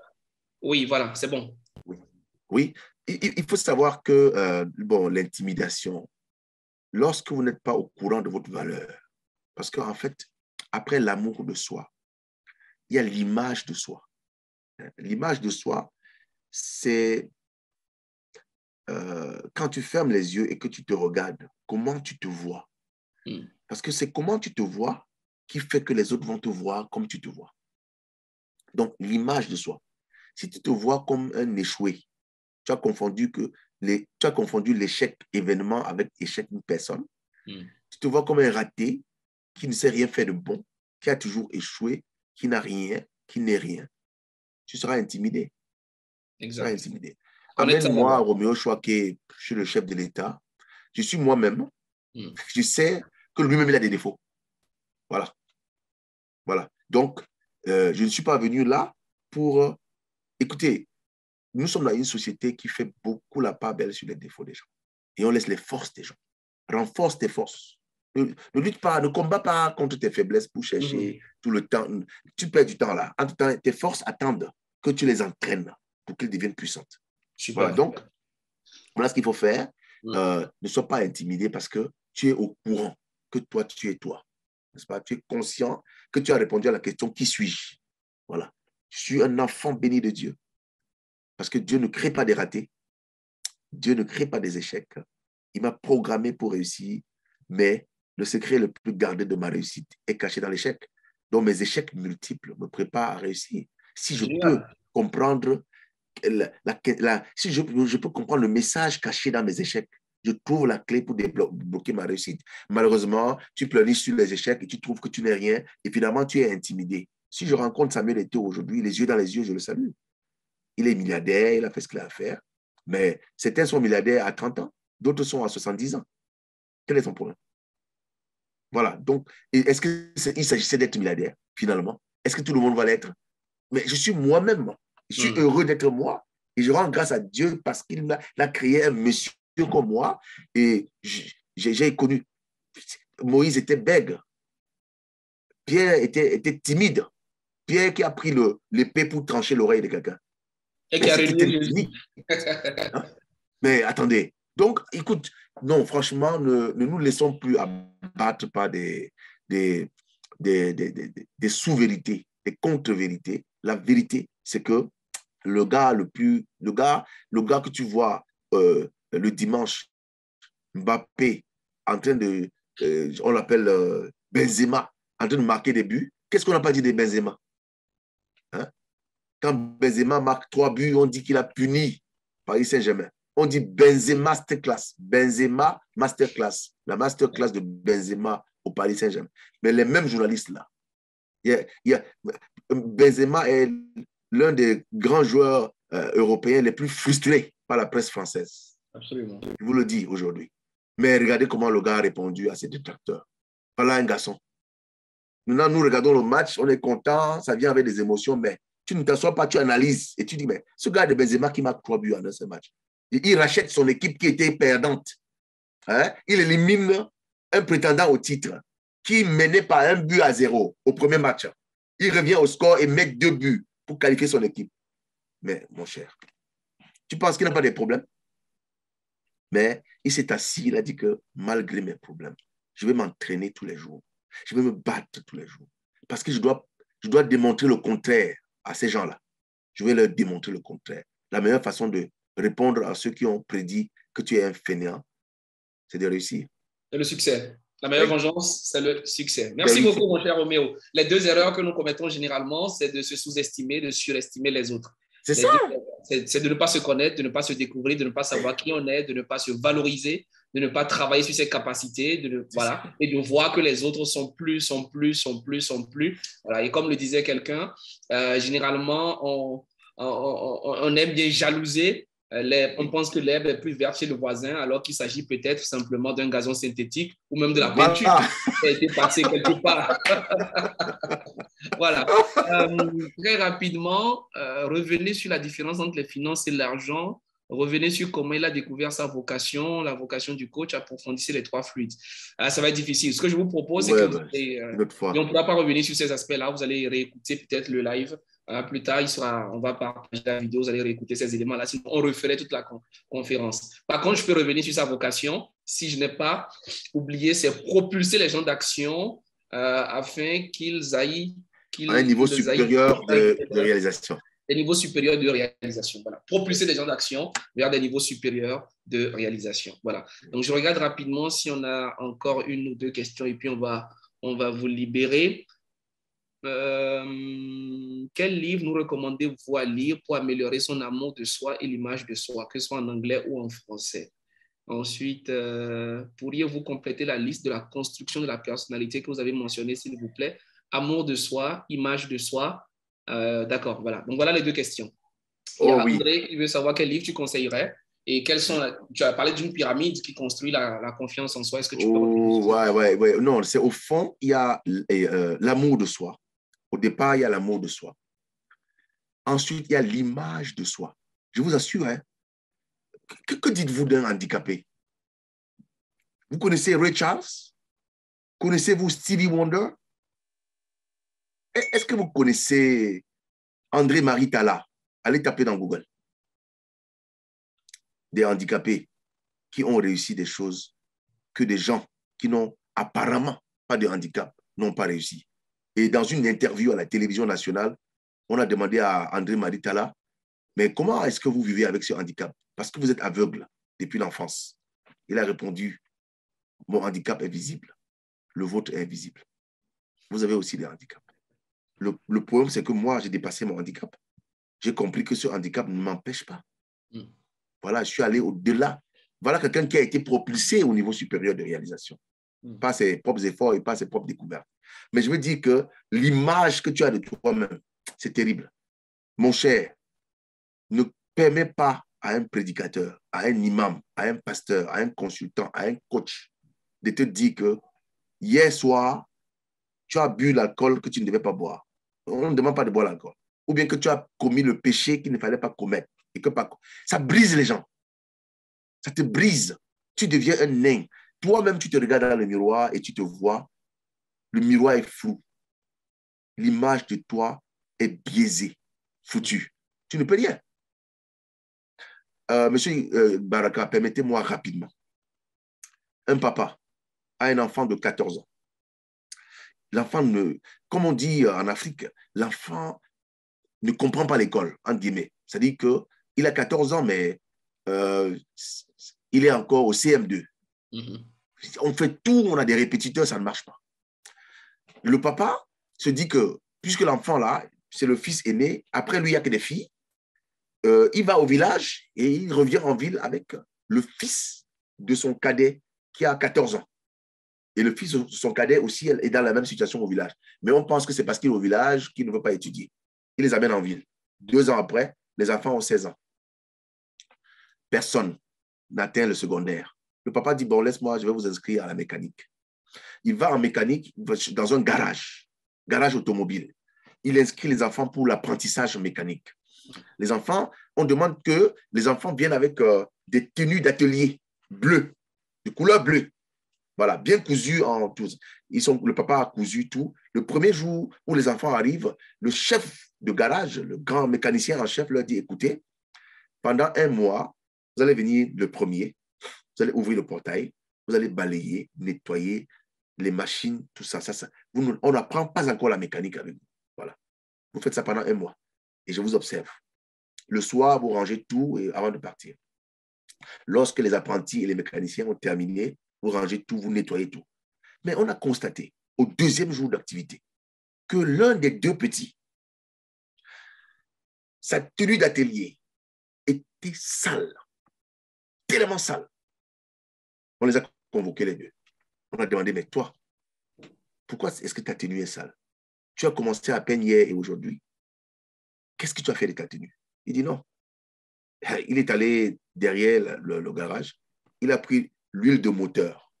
Il s'est oint l'habit avec l'huile de moteur et il s'est roulé par terre. Parce qu'il voit que tous les mécaniciens qui sont là, leurs tenues d'atelier sont comme ça. Alors, il fallait qu'ils soient comme ça. Mais le chef de garage a appelé le papa. Le papa est venu, il a dit, écoute, parmi les 2 enfants, il y en a un qui a l'image de soi du mécanicien. Je vous demande de prendre le 2e, le ramener, chercher un autre apprentissage pour lui. Parce que mon mécanicien, je l'ai trouvé. Vous voyez? Donc, l'image de soi. Et au-dessus de l'image de soi, dans cette nomenclature, dans cette construction, il y a l'estime de soi. L'estime de soi, c'est l'idée que tu as de ta valeur. Et ça, là, c'est grave. Self-esteem. Les Américains vont appeler ça self-esteem. C'est-à-dire que l'estimation personnelle que tu te fais de ta propre valeur. Oh mon Dieu, c'est tout un séminaire. Quand tu penses à toi, qu'est-ce que tu te dis? Tu te juges, n'est-ce pas? Il y a une voix qui te juge sévèrement. Il faut arrêter ça. Très bien. Si je prends un micro et je le mets dans la tête de la plupart des gens ici, et je le branche sur un amplificateur, ce qui va sortir dans le haut-parleur, c'est des choses que vous ne pouvez même pas oser dire ça à quelqu'un, même votre ennemi. La façon dont les gens se parlent à eux-mêmes. Alors, regarde, toi, tu as encore échoué. Je t'avais dit. Tu sais même que tu ne vois rien. Tu fais seulement semblant. Tu vois. Et il y a cette voix-là à l'intérieur. les Jésus, les Socrates, les Mohamed, les Gandhi, les Mandela. Voilà, je vais vous donner, au nom de M. Baraka, je le dis rapidement. Ils ont diminué le volume de la voix qui parle en mal à l'intérieur d'eux, jusqu'à l'éteindre. Voilà. Parce que il y a plusieurs niveaux dans le dépassement. Il y a un niveau où on est dans la réflexion. Il y a un niveau où on est dans l'imagination. Il y a un niveau où on est dans l'inspiration. Mais il y a un niveau où on est dans l'illumination. C'est le cas de Jésus et des autres. L'illumination. Ils sont illuminés. Ils n'ont plus de défauts. Ils ont éteint la voix là. Voilà. Cette voix qui te rappelle tout le temps. Donc voilà. Il y a l'estime de soi. Et c'est là, après l'estime de soi, que vient la confiance en soi. Si tu n'as pas l'amour de toi, si tu ne comprends pas l'image de toi, si tu n'as pas une estime de toi, tu n'auras pas la confiance en toi.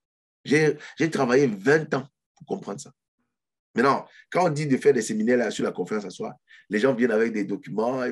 Ça là ne sert à rien.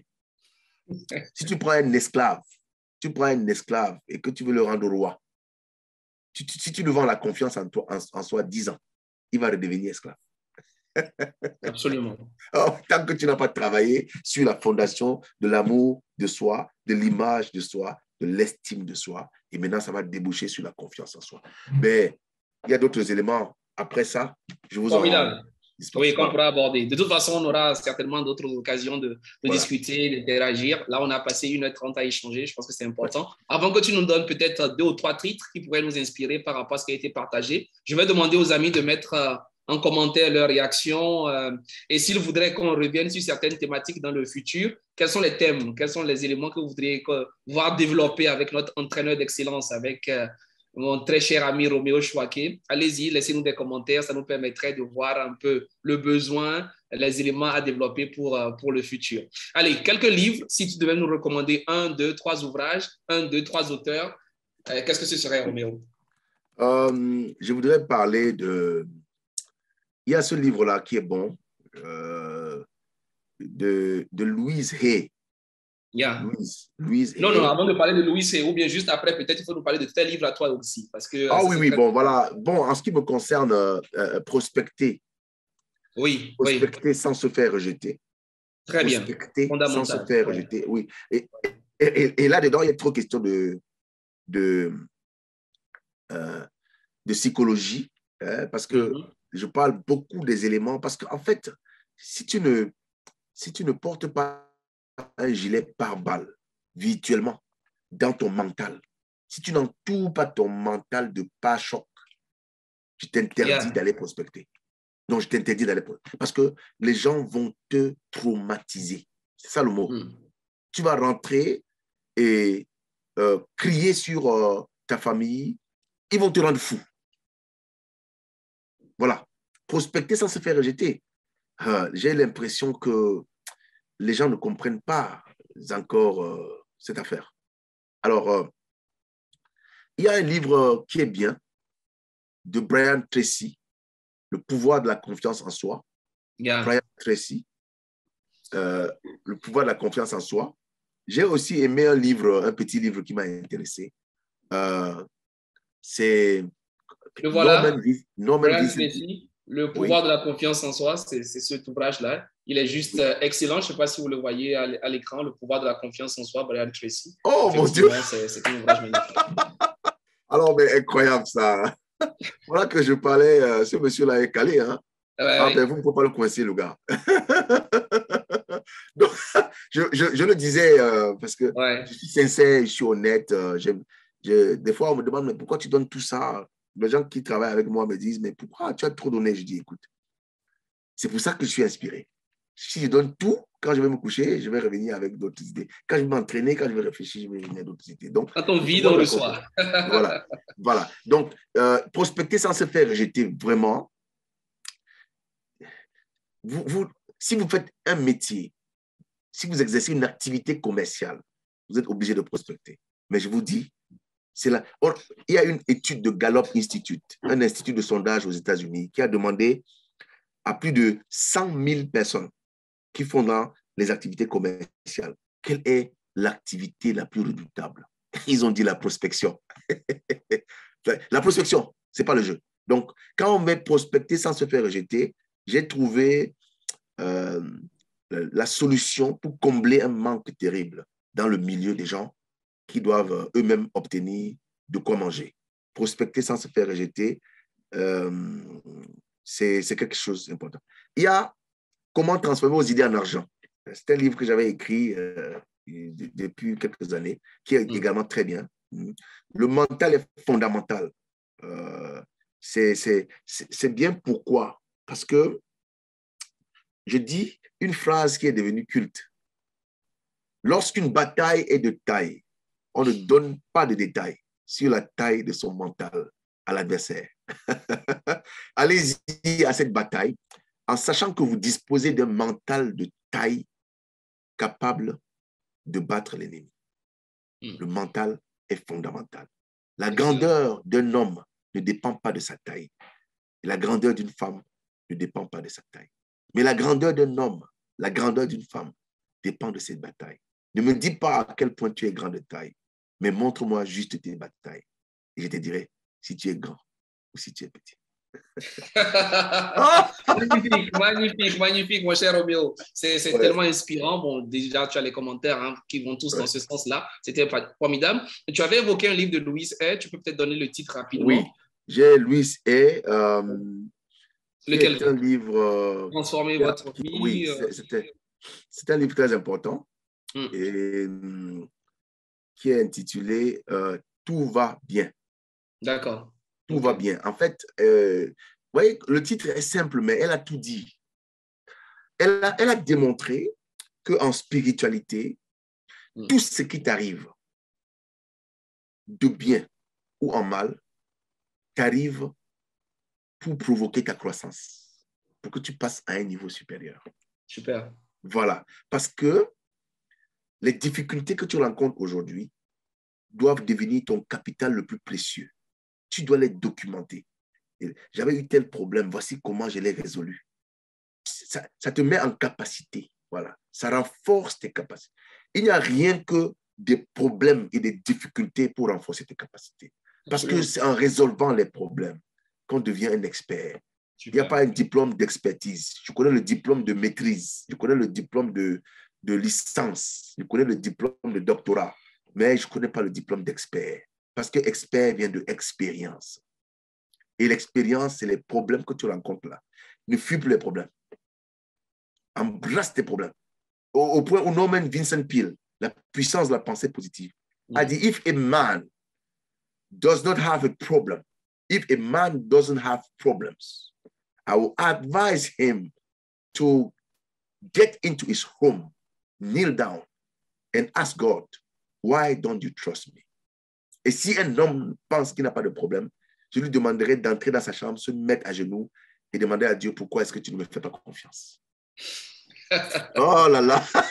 Formidable. Bon, allez, mon cher Roméo, si on parle, toi et moi, tu sais qu'on parlera 3 jours. Voilà, je te laisse peut-être pour un petit mot de fin et puis on va libérer. Voilà, voici le mot. Voici le mot. S'il vous plaît, permettez-moi encore de relancer.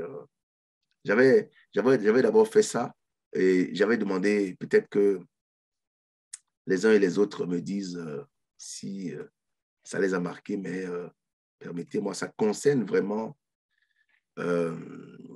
ce thème qu'on a développé avec vous aujourd'hui et qui, ma foi, va devenir un grand thème qu'on va proposer même aux entreprises. Et je voulais encore faire cette bande-annonce pour un peu marquer les esprits si les gens ont oublié. Ça me prend un petit truc pour lancer. C'est bon, c'est parfait. Oui, ça me prend un petit moment. C'est que l'Internet fait un peu de caprice. If you are a content creator, you really need to start using Artlist, a royalty-free music and sound effects licensing platform. Mais ça là. You download is yours to use forever. Go to Artlist and stand out with amazing music and. Oui, merci à tous pour ceux qui nous envoient beaucoup de messages et de retours. C'était effectivement inspirant. Merci à vous d'être là. Merci de relayer ces messages-là. N'oubliez pas, voilà, abonnez-vous également aux différents canaux. Vous resterez inspiré et informé des prochains programmes. Cherchez-nous sur Facebook, Roméo Chouaké, ou bien sur Twitter. Alors, si vous rencontrez mes obstacles, dites-leur qu'ils seront à l'origine de mon miracle.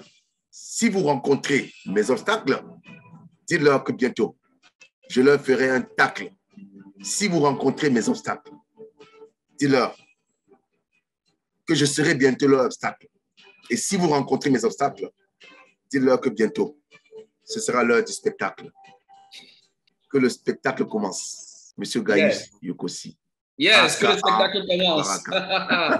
Que le spectacle commence. C'est le début d'une nouvelle vie, c'est une révolution. Nous sommes désormais armés, équipés pour dépasser tout type d'obstacles parce que les obstacles auront bientôt des tacles et que les obstacles ne préparent que notre miracle et ne préparent que le spectacle qui va venir bientôt. Et le spectacle commence. Allez, que chacun prépare le spectacle de sa vie parce que nos obstacles auront des débâcles. Voilà. Oh yeah. Merci infiniment, mon cher Roméo. C'est un plaisir. On se retrouvera certainement pour d'autres aventures. Merci à tous ceux qui étaient là, que ce soit sur Facebook ou directement ici. On reste en contact. Donc, vous nous avez sur les différents réseaux sociaux, sur les différents canaux de communication. Ce fut un plaisir. Merci, Roméo. Je ne sais pas quelle heure il est chez toi, mais tu nous as donné ton temps. 11h44. Voilà, un dimanche, ce n'est pas évident. Merci infiniment, je tenais vraiment à le dire, pour ta générosité, pour ton partage, pour ta disponibilité. Je sais que tu voyages beaucoup, tu as un agenda très chargé, mais tu as accepté de vraiment partager cela. Est-ce que tes livres sont disponibles quelque part dans certains pays en Afrique, sur Amazon? Oui, pas encore maintenant sur Amazon, mais on est disponible en Afrique centrale, beaucoup au Cameroun, au Gabon. Mais il y a un plan pour voir s'il y a des demandes partout ailleurs. Et pourquoi pas que Baraka puisse réceptionner. Avec plaisir. Voilà, pour distribuer. Voilà. Super. Donc, les amis, contactez-nous et on verra dans quelle mesure vous mettre à disposition les magnifiques ouvrages de Roméo. Vous imaginez l'entendre pendant 1 heure et vous l'imaginez pouvoir le lire, pouvoir lire ces ouvrages-là, se condenser de ces réflexions et pouvoir retrouver cela. L'avoir sur votre table de chevet, ce serait simplement très, très enrichissant. Donc, merci à vous, merci à chacun. Je vous souhaite un excellent dimanche, mais n'oubliez pas, il faut que le spectacle commence parce que la débâcle de nos obstacles doit démarrer. Pas Roméo? Yes. Absolument. Allez, prenez soin de vous. Portez-vous bien. Merci. Bye. Au revoir.